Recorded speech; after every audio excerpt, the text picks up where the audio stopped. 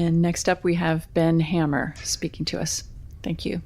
Hi, I'm Ben Hammer. I'm here representing myself, and I'm here to speak to the state of the BRT network. I'm tired of people demanding BRT funding when there really isn't anything to fund. We need more buses, and bundling it as a rapid transit project does unlock some funding opportunities, but it won't really deliver on being rapid, and it will be held up by sharing bus lanes with local routes. Yes, BRT would require substantial capital investment from upper levels of government, but there are few, if any, capital costs identified yet for the province and feds to fund. The only provincially funded piece to date is the property acquisition on Robie Street, but widening Robie does more to expropriate lucrative lands for redevelopment and nothing to improve transit. The 2020 Rapid Transit Strategy projects 1 to 2 minutes of travel time savings on Robie between Yonge and Smew. Curbside bus lanes on the Robie south of Kennard will reduce travel times more than a southbound lane between Kennard and Alman. Buses may appear most behind schedule on Robie between Kennard and Alman, but that's the delays that have accumulated on the route beforehand, not that section delaying buses. We need more and better data, and I'm happy to see Action 3 in the IMP update, but we also need better data literacy. When Transit presented its KPIs last TSC meeting, they blamed the drop in boardings on the fare increase in 2024, not the drop in on-time performance from 70 to 67%.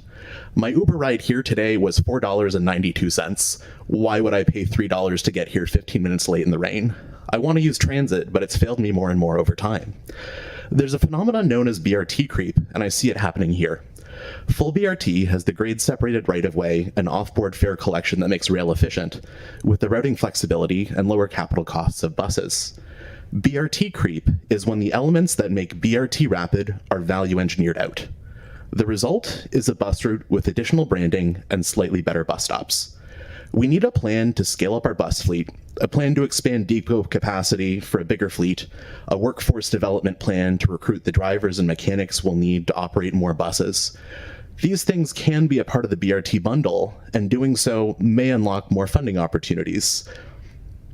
IMP item 24, to develop a marketing and communications plan for the BRT, speaks to the lack of clarity at the moment on what BRT could look like in an HRM context.